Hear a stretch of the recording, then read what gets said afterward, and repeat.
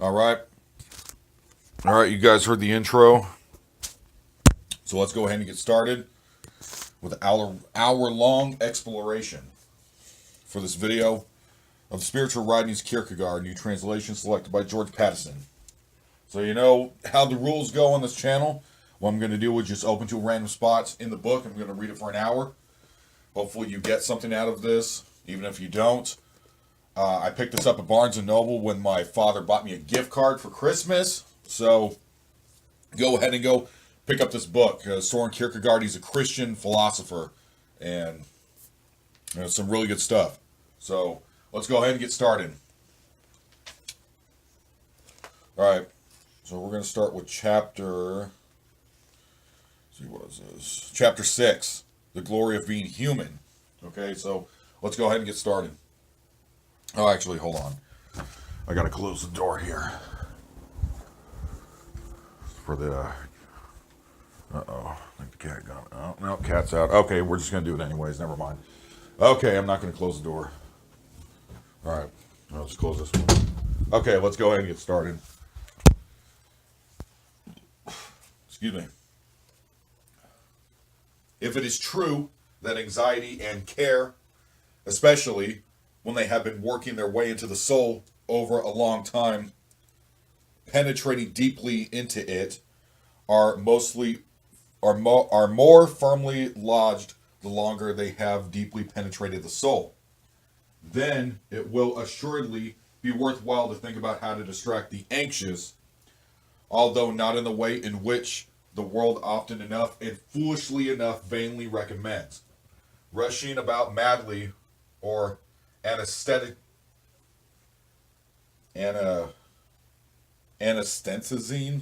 I can't pronounce this word, anesthetizing, oneself by being noisy as a means of distraction.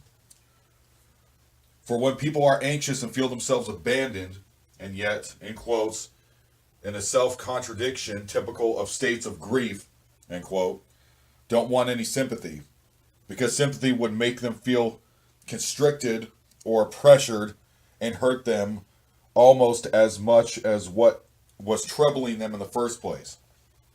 The best thing to do is to take them somewhere there is nothing to remind them of their trouble, not even sympathy. That is, take them somewhere where it is as if sympathy is both present and absent.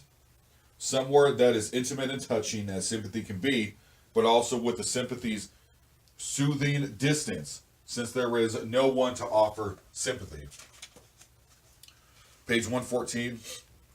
It is in this way that the gospel that has just been read leads the anxious out into the fields, to a place where they will find themselves woven as a part into the great common life, and so win them for the great fellowship of existence. But if anxiety has a firm grip on someone, then it will be necessary for them to do something to look away from it and stop thinking about it. And it is to this end that the gospel recommends two distinct movements. For when the anxious consider the lilies that are at their feet, they look down, and looking down at the lilies, they no longer see their anxiety. And when, following the gospel's advice, they look at the birds under heaven, they look up, and looking up at the birds, they no longer see their anxiety. Of course, it may well be that the troubled also now and then look up and send a worried side up to God, that they follow with a troubled gaze. But when they look up at the birds under heaven, they look away from their anxiety. How might one better describe what it is like when anxiety has a firm grip on a person than to say that it is as when the eyes are staring? For when the eyes are staring, they look straight ahead without deviating to right or left, only ever looking in one direction and yet seeing nothing, since, as science has shown, all they can see is their own act of seeing. The doctor's advice to such a person is to move their eyes, and in the same way, the gospel says, let your thoughts be distracted. Look down at the lilies or up at the birds, and stop staring at your anxieties. And when your tears stop as you look at the lilies. It is not as if it was the lilies that dried them from you. And when the winds dries up the tears of the person who looks up at the birds, it is not as if it was the birds that dried them. If someone you love sits with you and dries your tears, and whatever is worrying you, you won't let you stop crying, then your tears are not really being dried, are they? But if someone is able to stop a troubled person crying, then they really do dry their tears. This is what one might be so bold as to call a divine distraction, quote unquote. It is not like worldly and vain distractions that incite a person to impatience and feed their anxiety. But the more one devoutly gives oneself up to it, the more it distracts, calms, and persuades. Human beings have been very clever in devising many things to please and distract their thoughts, and yet these kind of inventions are subject to the law that renders all their efforts fruitless and self-contradictory. Art itself serves impatience. It is more and more impatiently teaches us how to distill many amusements into one brief moment. But the greater the sophistication of the artifice, the more it works against itself, since it shows how one is amused by the distractions it produces for less and less time, the more artful it is. Fireworks, for example, nicely illustrated the feebleness and self-contradictoriness of feeble and worldly pleasures. They can indeed delight the eye and distract our thoughts by lighting up the night with their artful, fiery flashes. But even after an hour, the watchers grow tired of them. And even if there is only the shortest intervals between each new piece, they find them worrisome. The task of the technician is therefore to be able to fire them off more and more rapidly, and the pinnacle of perfection would be to burn the whole lot in just a few minutes. But since the point of these amusements is to distract us from the passing of time, the self-contradiction is quite clear. The most perfect amusement that art can devise can only pass away a couple of minutes, thus making all the clearer how fearfully long time is. One pays to be brought to the state of impatience, excitement as one waits for the start of the show, and that very moment it is all over. And just as those entertaining flashes of fire flare up and in the same movement vanish into nothing, so to do the souls of those who know only that kind of amusement, and in the minute they find amusement, they also despair over how long the time is. Ah, but how different it is with divine distractions. Have you ever looked up at the stars on a clear night, and have you ever found any surer vision? It doesn't cost anything, and so there is nothing for impatient to fret about. There was no poster saying tonight on the stroke of 10. On the contrary, the stars wait for you, even if in another sense they do not wait for you, since they have been burning away and lighting up the night like this for thousands of years without changing. And just as God makes himself invisible, so that, alas, there are perhaps many who never paid heed to him, so too do the stars above make themselves similarly insignificant, so that there are perhaps many who never really saw them. In comparison with the divine majesty, whatever is imposing in the invisible or untrue world is but little, and the solemnity of the starry heavens is more than unassuming.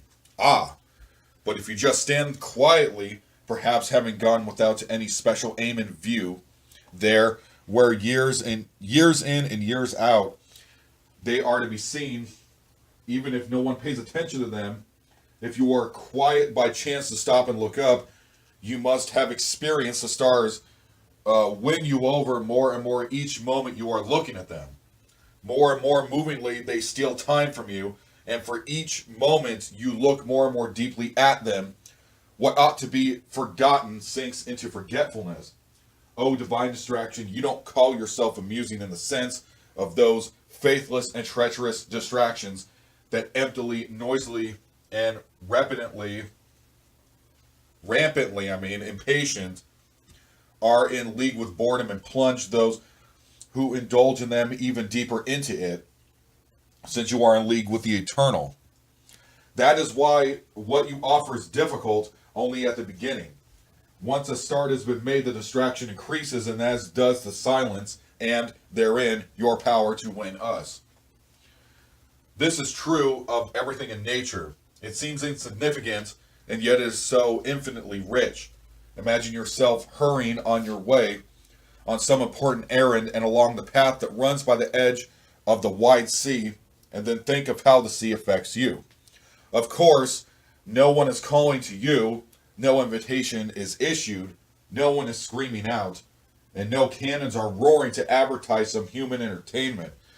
But think of it as to how it affects you. If you stand still for just a moment, won't the moment of the waves, even by their monotony, win you over? And so it is with the lilies of the field and the birds of the air. If you are busy going about to your farm, your business, or your wife, and a bird flew by, perhaps you will stop and look after him for a long time. Or if it was while you were at work plying your trade, as when the harvester diligently whets his scythe and swings it through the hay, if he were to catch sight of the lily at his feet, wouldn't it win him over so that both the harvester and the lily remained standing? As for the anxious, they are not warmed, but rather urged by the gospel to go out to the fields and just stand there quietly and look at all the lilies and the birds, in order that the divine distraction might cause the staring eyes to move and distract them from the thoughts by which they are anxiously held fast. Consider the lily, how it stands there so delightfully at your feet.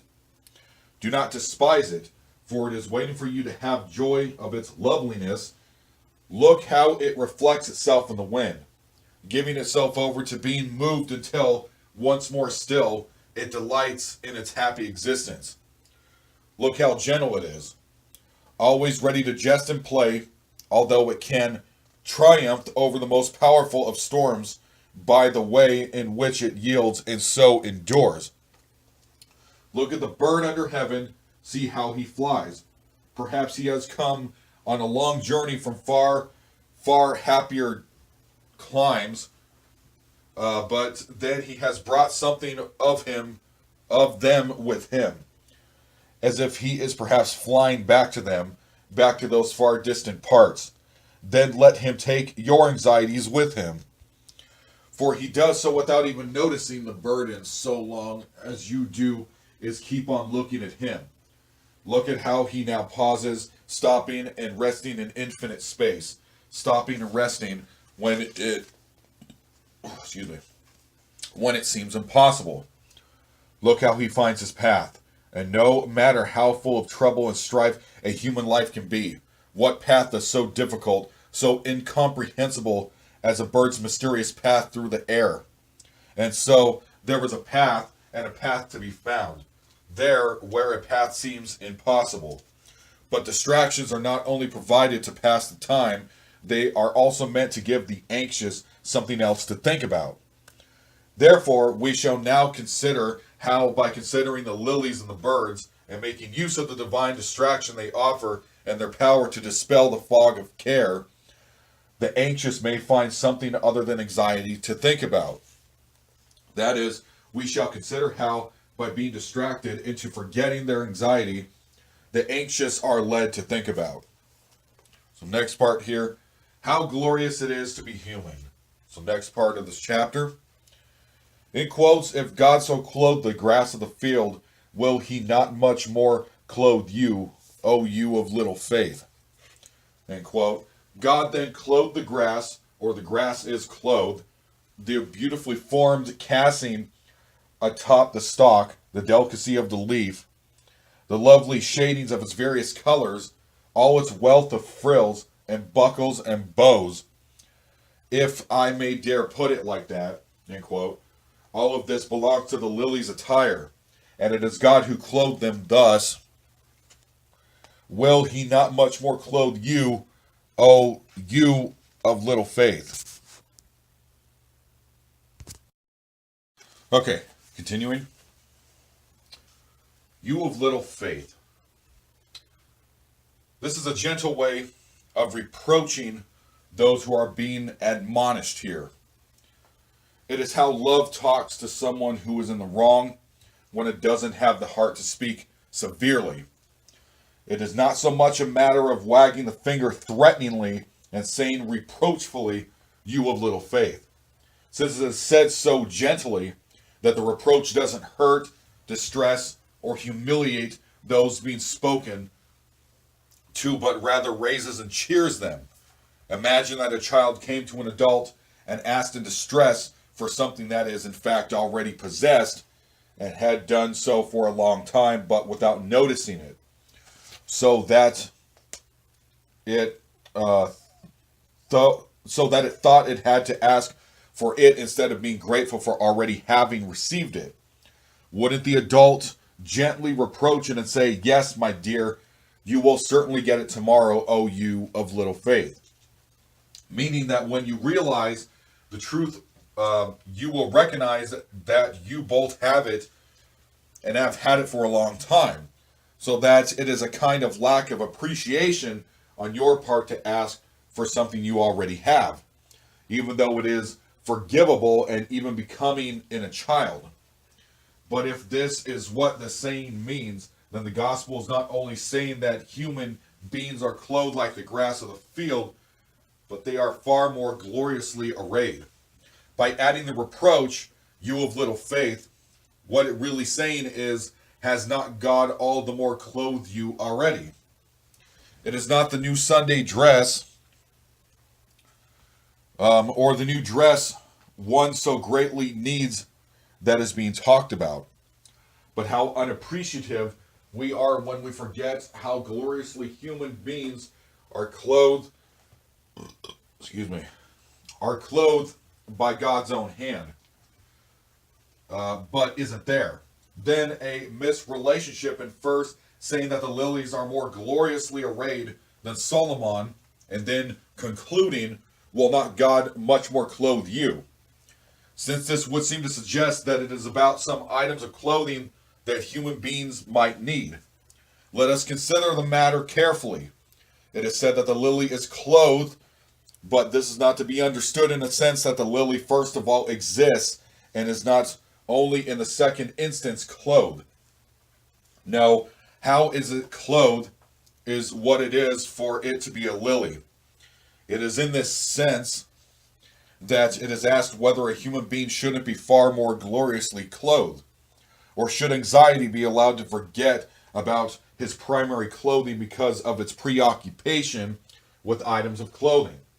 O you of little faith, how unappreciative your image needs have made you, one anxious ones, even if you are greatly in need, you have so entirely forgotten how God has clothed you.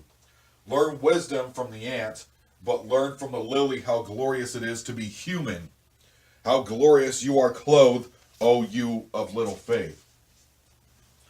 Worldly anxiety always tries to lead a person out into the petty restlessness of compassion and away from the sublime calm of simple thoughts.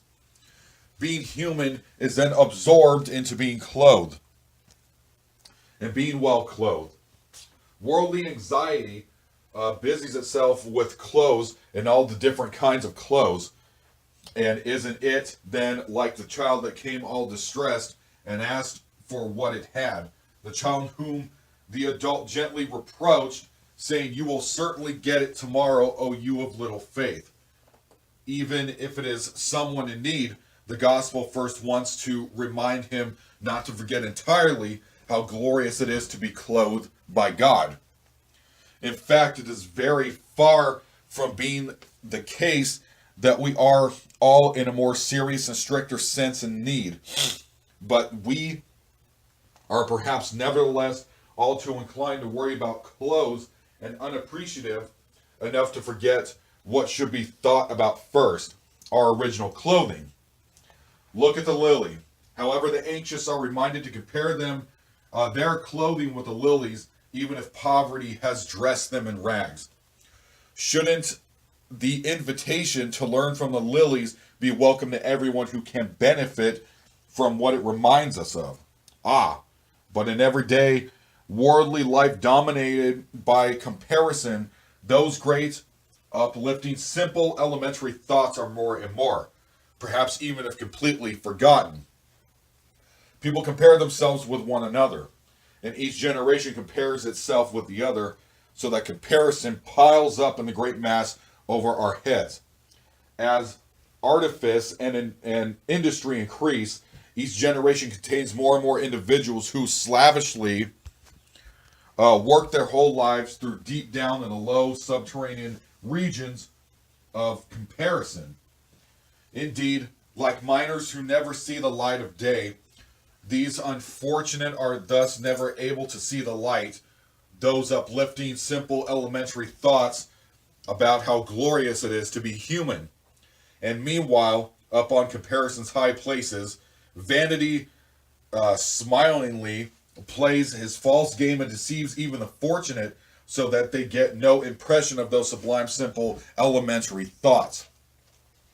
To be a ruler, how much people fight about that in the world, whether it is a matter of ruling over realms and nations, over thousands, or maybe just over one other human being, only to rule over oneself is something no one cares for.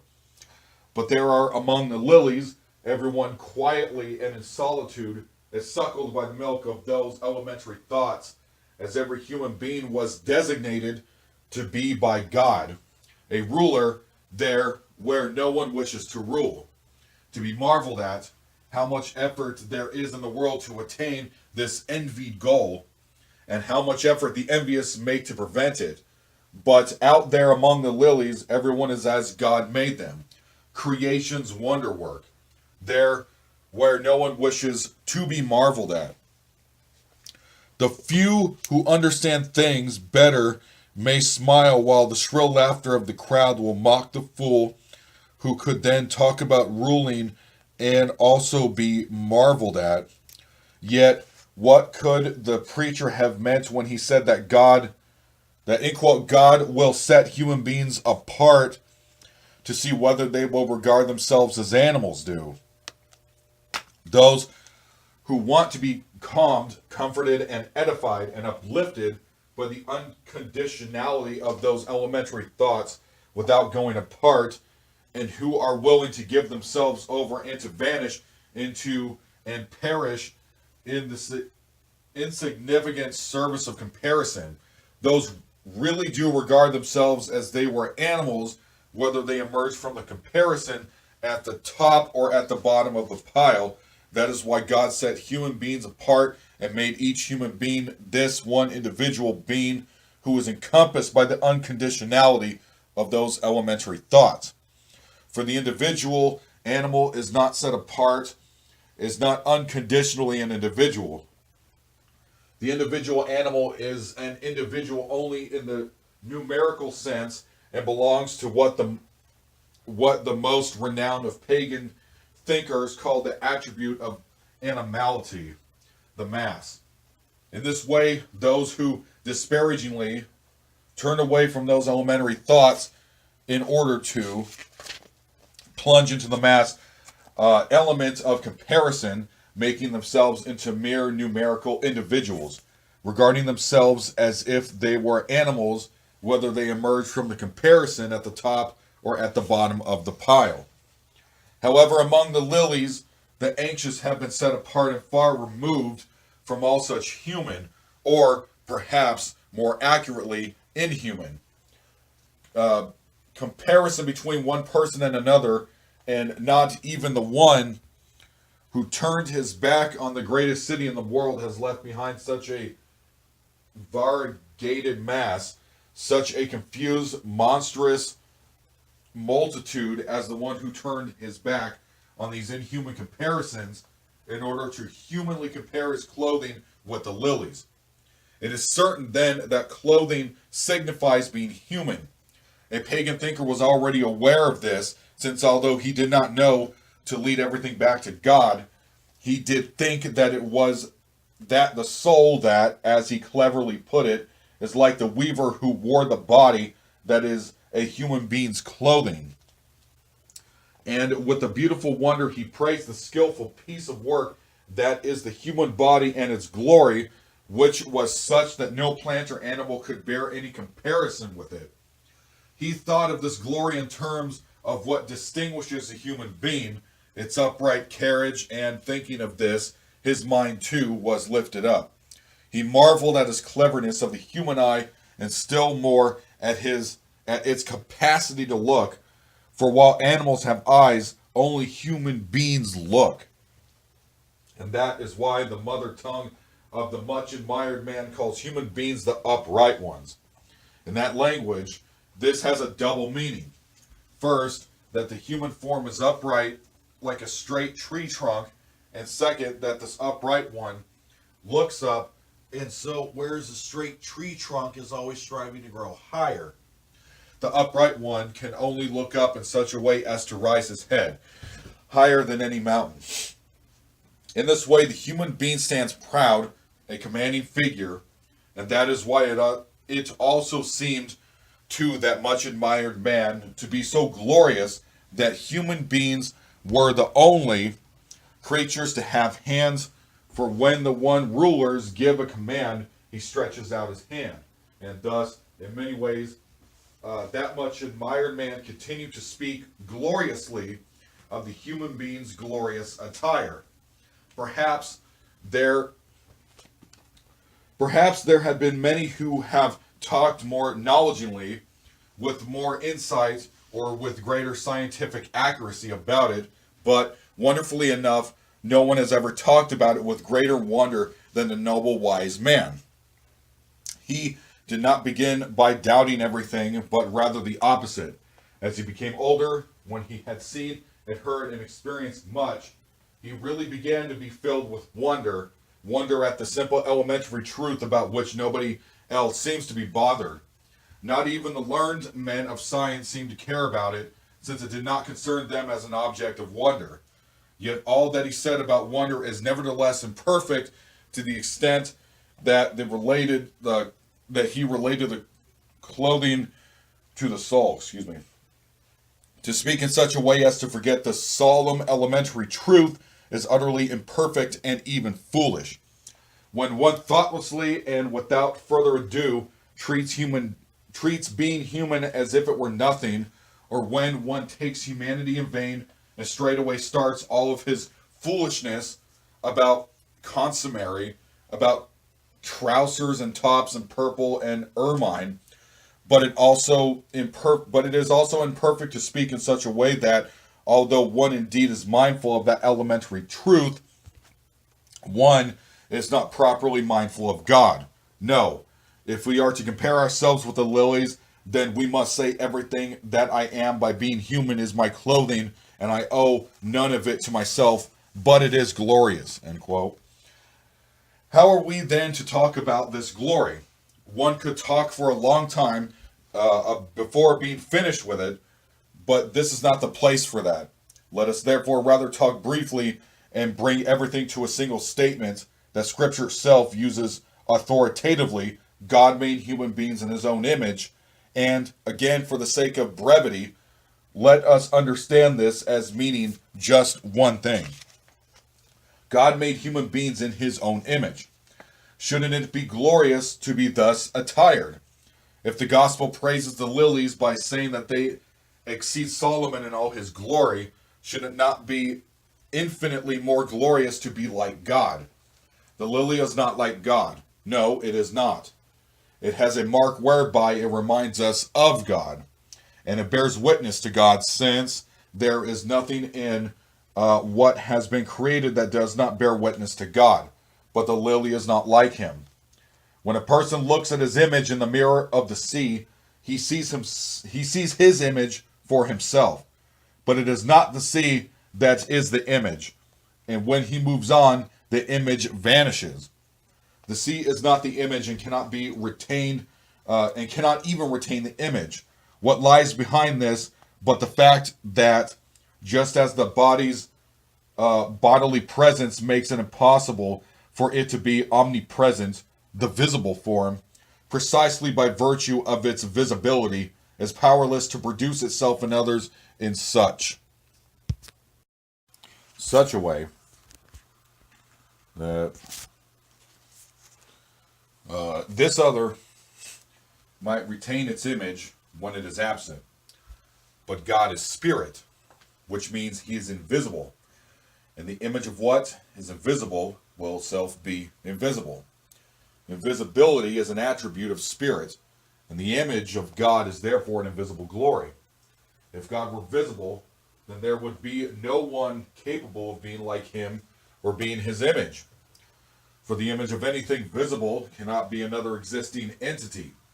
And of all visible things, there is nothing, even a half, that is like another, or is its image.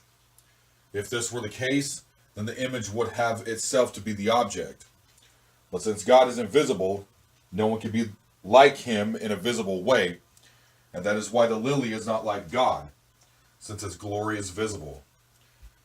That is also why that pagan spoke imperfectly about what it is to be human, even when he spoke most perfectly about the glory of the human body.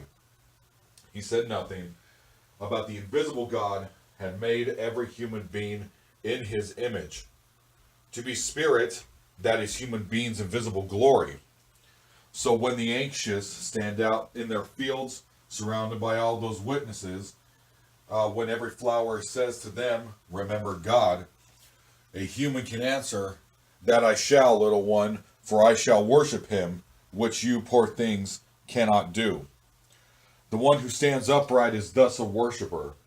The upright carriage was a mark of distinction, but to be able to cast on oneself down in worship, it still more glorious, and nature is like a great company of servants that reminds humankind, its rulers, to worship God. This is what is expected of us. Not that we should come and assume dominion, which is also glorious and for which we are suited, but that we should worship the Creator and praise him. This nature cannot do, since it can at most remind human beings to do it. It is glorious to be clothed like the lily, and more glorious still to be elevated in the role of a ruler. But most glorious of all is to be nothing and to worship.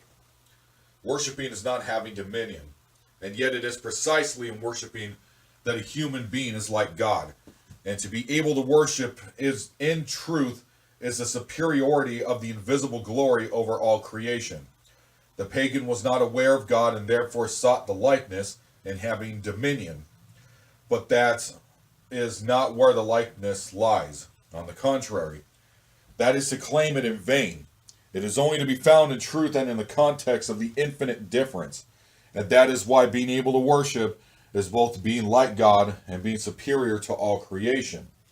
Human beings and God are not alike in a direct way, but inadvertently. Only when God has become the eternal and omnipresent object of worship is an infinite sense of the human being has become and forever remains a worshiper. Only then are they like each other. If human beings want to be like God by exercising dominion, then they have forgotten God, and God has departed from them, leaving human beings to play at being God in his absence. This is what paganism was like, living a human life in the absence of God. That is why paganism was like nature, and the heaviest charge one can bring against it is that it was incapable of worshiping. Even though that noble, simple, wise man was able to fall silent in wonder, he was incapable of worshiping. But being able to worship is no visible glory. It cannot be seen, and yet nature's visible glory sighs and implores its master, reminding each one of us never to forget to worship. Oh, how glorious it is to be human. Thus, the anxious get something very different from anxiety to think about when they are distracted by the lilies. Excuse me. They get to think rightly about how glorious it is to be human. If they then forget about it again in the worldly to and fro of comparison and the clash of differences between one human being and another, it is not the lily's fault. On the contrary, It is because they too have forgotten the lilies and forgotten that there was something they should have learned from them, and something that, in the infinite sense, they ought to remember to do it for them. If there was a single phrase by which to sum up worldly anxiety, it is not that the anxiety about what to wear, but anxiety about how one is seen.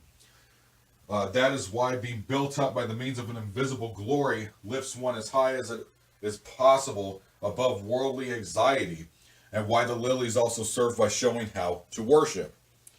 That, then, is the instruction offered by the lilies.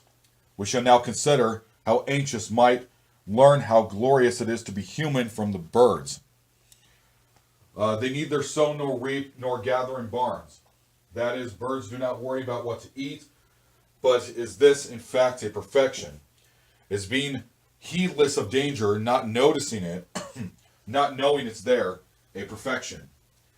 Is being sure-footed because one is blind, or walking with a firm tread because one is sleepwalking, a perfection? Not at all. It would be truer to say that it is a perfection to know the danger, to look it in the eye, and to be awake to it. Thus, it is a perfection to be able to worry about what to eat precisely in order to overcome such fear, and to let faith and confidence drive fear out, so that one truthfully doesn't worry about what to eat, because one has acquired the carefree outlook of faith. For only being carefree in faith is, in a godly sense, the kind of hovering of which the bird's easy flight is a beautiful but imperfect image. That is why we also speak about raising ourselves on the wings of faith. And such wing beats are, in a godly sense, the perfect reality, of which the bird's wing beats give only a weak, fugitive hint. For when a wary bird's wings grow tired and he slowly sinks to the ground, it is apparent that even the proudest flight of the boldest of birds is, in a worldly and temporal sense, merely weakness in comparison with faith's power to keep itself way up high, or in comparison with faith's easy ascent, merely a slow descent. Let us consider this more closely. Why does the bird not worry about what to eat? It is because he lives only in the moment, and therefore because there is nothing eternal in the bird. But is this a perfection? For where does the possibility of worrying about food come from, if not from how eternity and time come into contact in a conscious mind? Or more precisely, in the fact that human beings have consciousness. By virtue of consciousness, human beings are far, far beyond the moment. No bird could fly so far in the distance, and yet it is precisely for that reason that human beings are alert to the damage of which the bird is unaware. Because human beings are conscious of eternity, they are also conscious of tomorrow. Consciousness reveals a world that the most well-traveled bird doesn't know. The future, or what is to come, back in the present moment that we discover an anxiety that the bird does not know. For no matter how far away he flies, and no matter how far he flies back, he has never yet flown into what is still to come, and never yet returned from there. Since human beings are conscious, they are the place where time and the eternal constantly come into contact, or where the eternal breaks into time. It is because of the element of the eternal in consciousness that time can seem long, since we measure our moments by this, although time never struck the bird as being long. Human beings thus have a dangerous enemy that the bird does not know: time. Time is an enemy, indeed an enemy or a friend that we cannot cease from pursuing or associating with, because our consciousness has a sense of eternity with which it measures time. There are many ways in which time and eternity painfully afflict each other in human consciousness.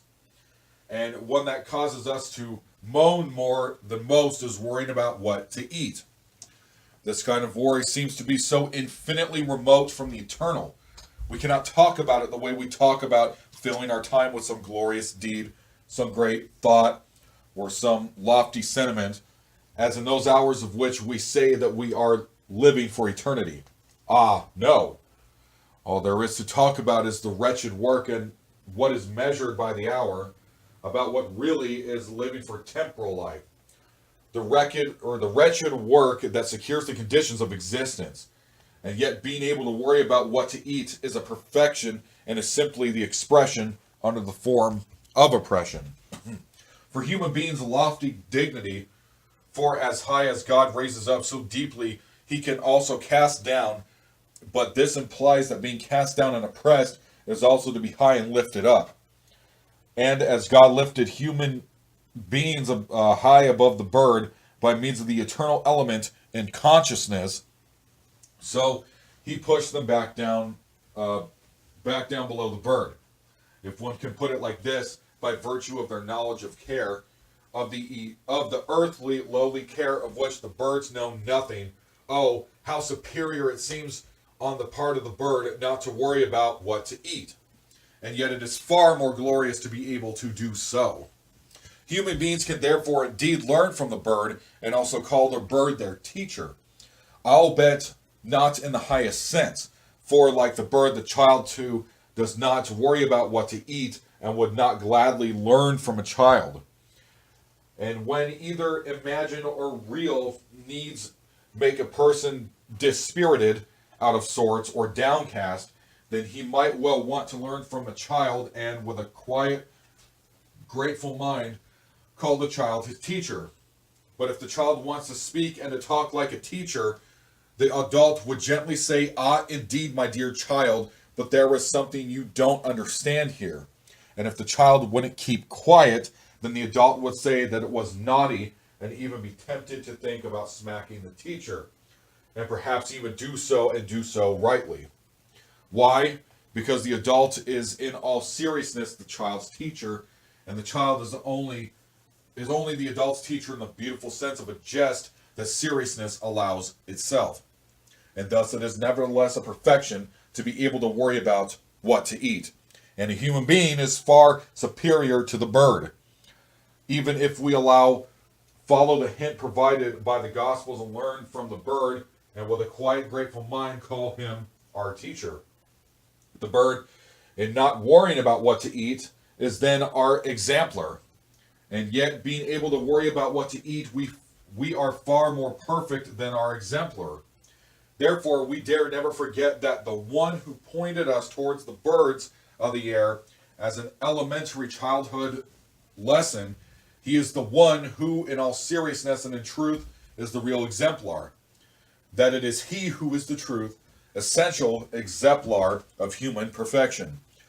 For when it is said that the birds have their nests and foxes their holes, but the Son of Man has nowhere to lay his head, that is not to say that his situation is more helpless than that of the bird, and that he is conscious of it into the bargain. But there's the point. To be conscious of being without a nest, without a place to live, and yet to be carefree. Yes, this is an exemplar of the sublime creature, a divine exemplar of humanity. The bird doesn't have such an exemplar, nor does the child, but it is by means of that being able to worry about what to eat is a perfection. Is it not so? Do we say that it is a perfection in a woman that, being the weaker sex, she should not go to war? Or that it is a perfection on the part of the prisoner that he cannot be released and so go out to risk his life? Or that it is a perfection in the sleeper who sleeps unaware of danger? Do we then say that it is a perfection to be excluded from daring to call his sublime one our exemplar? If not, then why do we speak differently, even with regard to worrying about what to eat? For do we say that the woman is more fortunate than man because he has to go out and earn a living?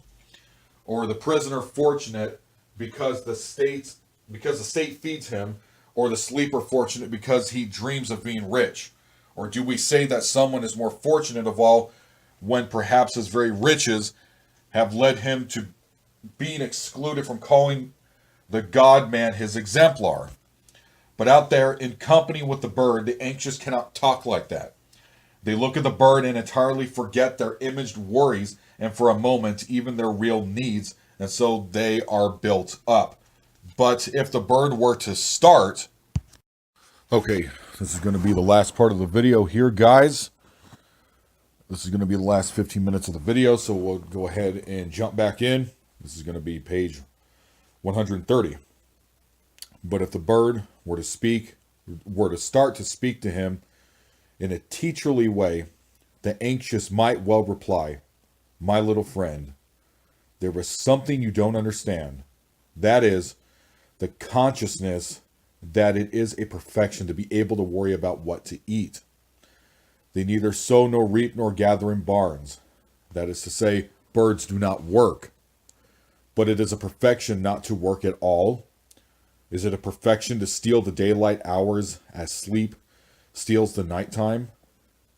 For the bird indeed wakes early to song, and yet when he has slept, what he really awakens to is a dream, for even the most beautiful song is but a dream of unhappy love.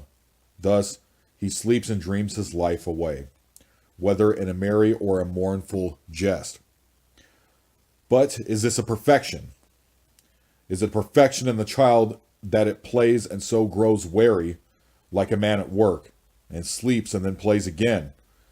It is lovely in the child, and who wouldn't want to learn from a child? And when perhaps an adult does his work, but is not happy in it, and perhaps even vexed by it, then he may well be softened by thinking of the child, willingly learning from it, and willingly, with a quiet, grateful mind, call it his teacher.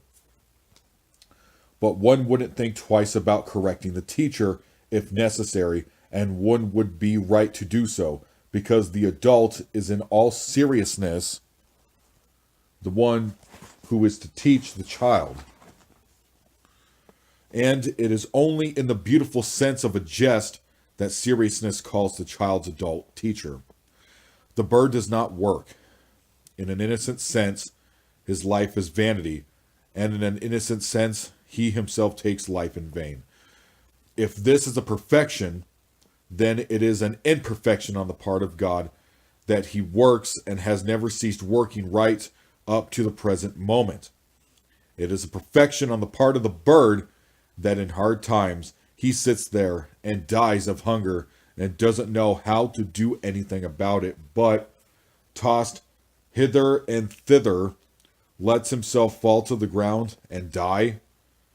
That is not how we would talk in other contexts. When the sailor gets into his boat and sets out to sea in foul weather, but doesn't know how to handle it, we don't talk about his perfection. But we do admire the bold seafarer who knows how to steer and applies craft, strength, and endurance to work his passage against storm and foul weather and work his way out of danger. If far into the morning we see the late rising sluggard hungrily waiting for a chance to get something to eat, do we praise him? But do we praise the busy worker, the fisherman or the cowherd, whom we see early in the morning? Or rather, whom we don't see but early in the morning see that he has already been there. The fisherman tends to his nets, and the cowherd to drive the cows to pasture. Work is a perfection in human beings, and by working we are like God, who also works. And so, when people work for their food, let us not foolishly say that they feed themselves. Excuse me. But let us rather, precisely in order to remember how glorious it is to be human, say they work together with God for their food. They work with God and are thus God's co-workers. And note this, the bird isn't. He gets food enough, but he isn't God's co-worker. The bird gets his food in the same way that one who tramps about the countryside gets lodging, as if the servant who works for his food called the master of the house his co-worker. The bird doesn't work, and yet he gets his food. Is this a perfection on the part of the bird, or don't we rather say that those who don't work don't get fed? And God says the same. For when God makes an exception for the bird, it is because the poor thing cannot work. The poor little bird cannot work. Is that how one talks about a perfection? It is then a perfection to work. It is not, as people wretchedly depict it, a hard necessity to have to work in order to live. Oh no. It is perfection not to be a child one's whole life long, not always to have parents looking out for one, both when they live and what they leave you after their death. Hard necessity, which in its own way also recognizes a human being's perfection, is only needed in order to compel those who are unwillingly, freely to understand for themselves that work is a perfection, and therefore not pleased about having to work.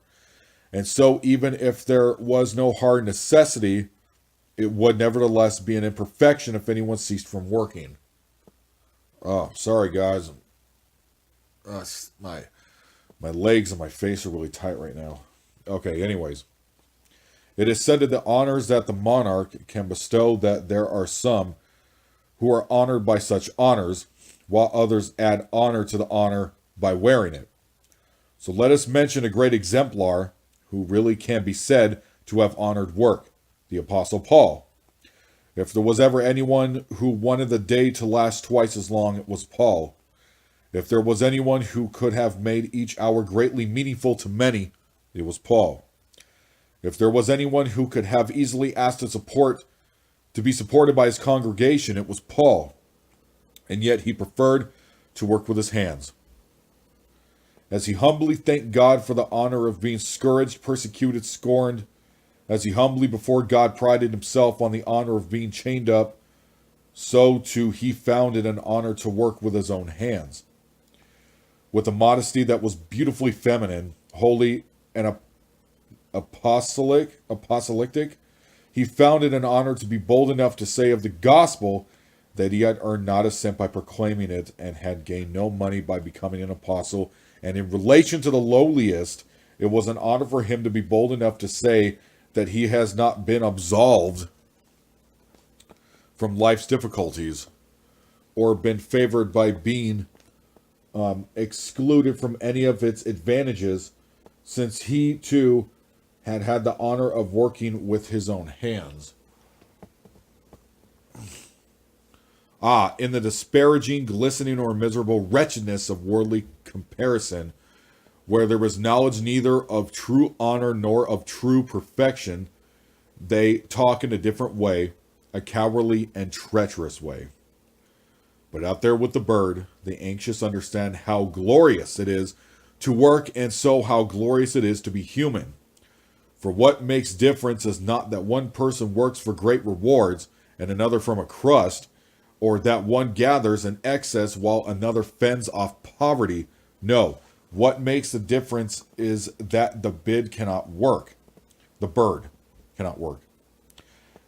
That then is how the anxious get something utterly different from anxiety to think about when they spend time with the bird.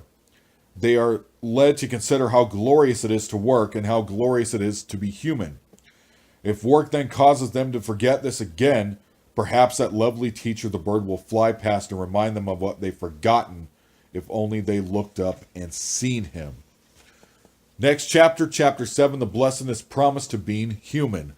And I'm going to be reading for the next 6 minutes. Page 135.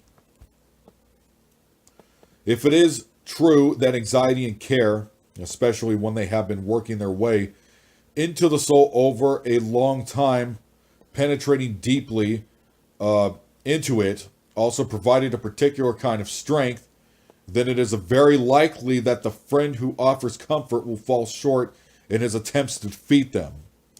For it is indeed a kind of fight that is carried on between anxiety and comfort, which regard each other as enemies in the same sense as sickness and medicine. They don't hate each other straight away, but for a while tolerate each other. And who hasn't experienced the strength and anxiety that can give a person in cleverly and forcefully defending against comfort? Such a person will be able to do what no leader is otherwise able to do by putting forth anxiety's same defense, just as fresh as before, in the very moment when it has been disarmed. Who hasn't experienced how the passion there is in anxiety can give strength to a person's thoughts and expressions that frighten even the one who is offering comfort? Who hasn't experienced how there is scarcely anyone who wants something who can wheedle someone around as much at the anxious can speak ravishingly in order once again to persuade themselves and their comforters that there was no comfort. But if that's how it is, if the anxious has become the stronger, sometimes perhaps only apparently stronger through being stiff-necked, but sometimes really stronger because of the magnitude of their trouble, is it there nothing left to do? Certainly there is. One might try to get an anxious person to put himself in the place of another sufferer. Since those two are unwilling to be comforted by others, are often willing to share another's grief and to be troubled with them on their own terms. Then the fight is forgotten, and as the anxious sadly suffer together with one another, their thoughts are mollified. Those who are so well armed against comfort are now disarmed, and those who were like a fortified city are now like a city that has surrendered. By sorrowing alongside another, they themselves find comfort. It is in this way that the gospel that has been read leads the anxious out to the field where those who, at once so weak and so strong, thought of themselves as victors over all human comfort, now find themselves entirely differently situated. Consider the grass that today is and tomorrow is cast into the oven. Ah, what a poor existence. What utter vanity. And even if it is not cast into the oven, the sun rises with its heat and withers the grass, its flower falls, and the lovely form that was once seen perishes, so that the grass withers and no one knows its place anymore. No one knows its place anymore. No one asks about it, and if anyone asks, it would be impossible to find it. Sorrowful existence to exist, to have existed, and then to be thus forgotten. Consider the bird. Are not 2 sparrows sold for a penny? Alas, a sparrow is worth nothing at all. There even have to be 2 of them before a buyer will part with just a penny. What a transformation, so joyful, so happy, and now not worth a penny. That is how the bird dies, and how heavy it is to die thus. When the first swallow returns to the spring, we all welcome the bird happy, or that we all welcome this happy bird, but whether it is the same one that was here last time, no one knows, and no one will be able to recognize him again. There is indeed beauty, there is young and delight in nature. Life is indeed manifold and teeming. There was joy and rejoicing, but there was also something like a deep, unfathomable sorrow that none of the creatures out there suspect. And precisely the fact that none of them suspect it is melancholy in human eyes. To be so lovely, to flower like that, to flutter about, and to build one's nest with the beloved like that, to live like that, and then to die like that. Is this life or is this death? That is what we ask when someone is sick and the sickness has reached its critical point. Is it life or is it death? But then one sees the danger and one sees it right in front of one's own eyes, and sees it tremblingly, but a nature where everything smiles so invitingly and seems so sure. But nature's life is nevertheless always caught in this tension. Is this life or is this death? Is this life eternally youthful, renewing itself, or is this a sickness, deceitfully concealing itself so as not to be seen for what it is? A sickliness that deceives precisely by means of the loveliness of the lilies and the meadows and the carefree flight of the bird, while underneath it deceitfully waits to harvest a deception. That is the life of nature, short, melodrous, blossoming but prey to death in every moment, and death is stronger. That was page 137. Thank you for listening to the spiritual writings of Soren Kierkegaard, one of my favorite philosophers. Go pick up the book at Barnes & Noble or wherever on Amazon, and God bless.